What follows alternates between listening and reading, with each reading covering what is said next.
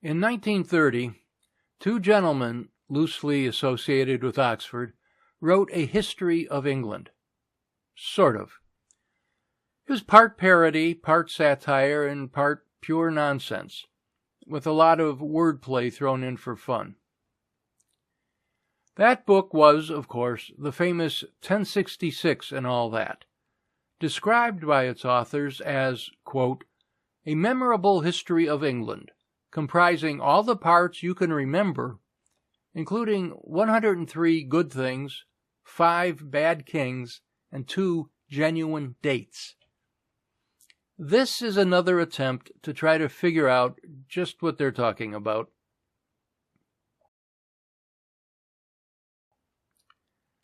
Chapter 3. The Conversion of England.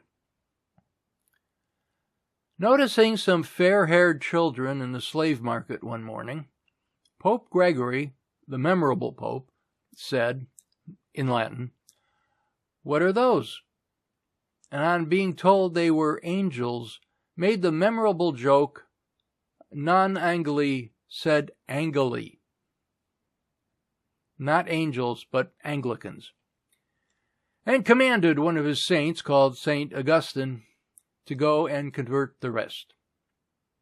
That would be Gregory the First, known as Gregory the Great, so I guess that's memorable enough.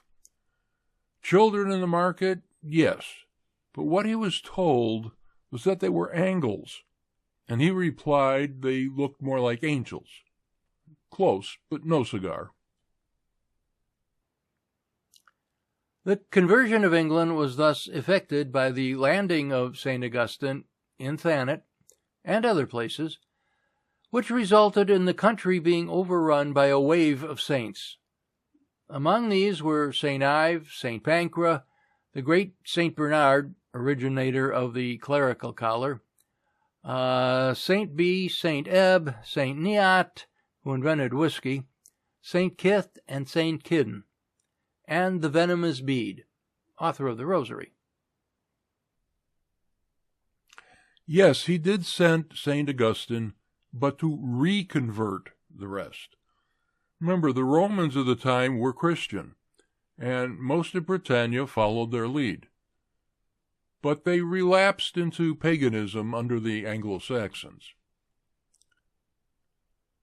There were 2 groups of missionaries, totaling about 40, and yes, they landed at Thanet. Only a handful of their names were known, none of which are those listed here. These range from inaccurate to nonsensical.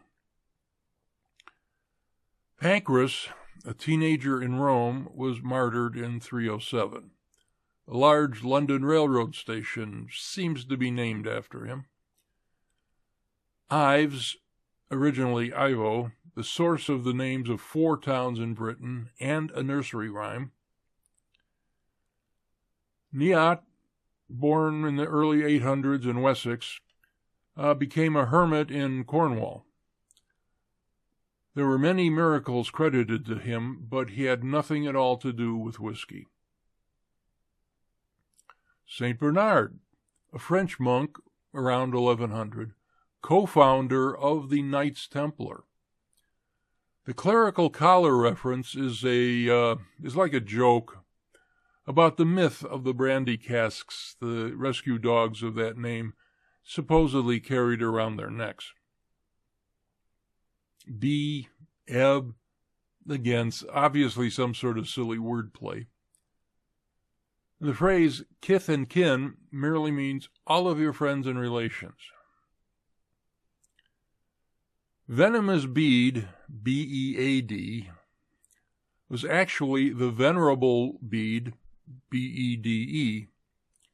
Up to this point, the sole source for all the post-Roman information we have. He wrote in the early 700s.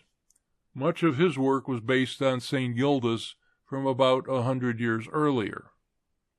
Bede wrote in a monastery at Jarrow, near Newcastle upon Tyne. Gildas traveled in Scotland, Wales, Ireland, and Brittany. I have not been able to find out where he did his major writing. The two were hundreds of miles and hundreds of years away from the events they wrote about. They couldn't possibly have gotten it right. England was now divided into 7 kingdoms, and so ready were the English to become C of E that on one memorable occasion a whole kingdom was easily converted by a sparrow. 7 kingdoms are correct. The C of E is still almost 1,000 years away. Wave of Egg Kings. Soon after this event, egg kings were found on the thrones of all these kingdoms, such as Egbert, Egbreath, Eggfroth, etc. None of them, however, succeeded in becoming memorable, except insofar as it's difficult to forget such names as Egbert, Eggbread, Eggbeard, Eggfish, etc. Nor is it even remembered by what kind of egg death they perished. These silly names are obviously meant as a joke on King Alfred's descendants, who seem to all have names beginning with Ethel.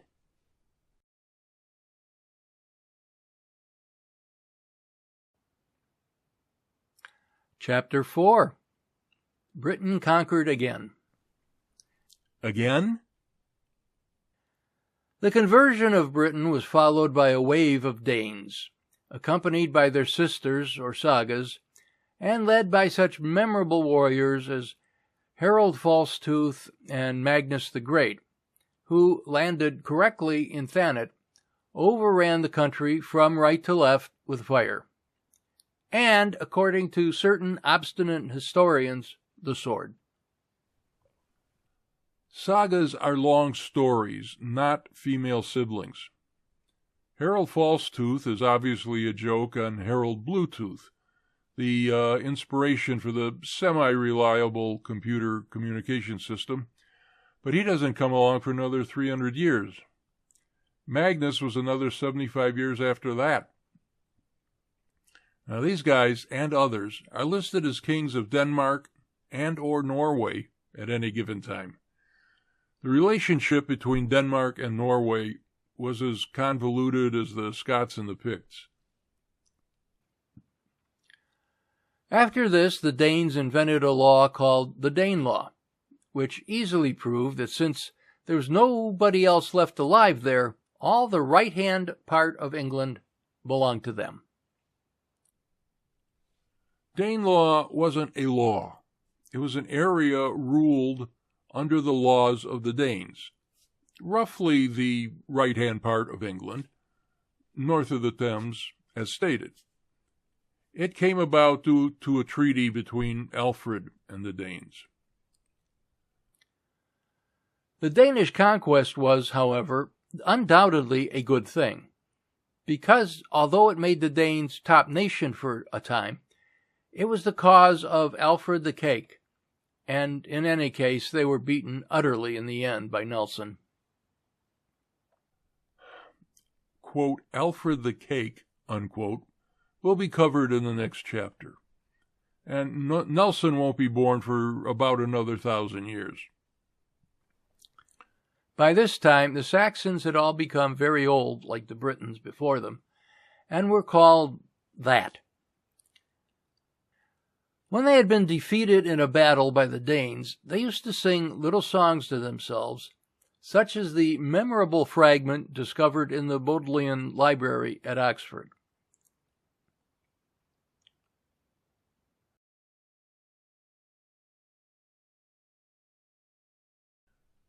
Sing a Song of Sixpence, a children's song.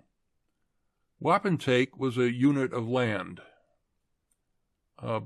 This, I understand, is pronounced the same as the modern alderman, with much the same meaning.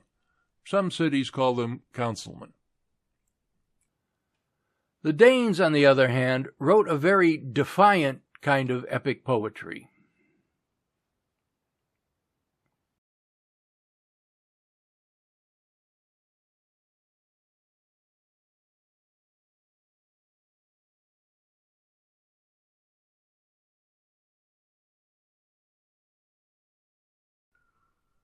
Beowleopard is an obvious play of the famous saga Beowulf. And most of these words are made up just to look and or sound silly. We are certainly not going to try to pronounce any of this.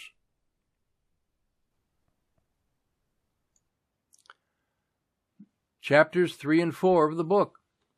Again, the constant lack of any chronology makes all this quite difficult because events didn't follow any sequence, and many of them were actually centuries apart. So, until next time, don't forget to feed the cats.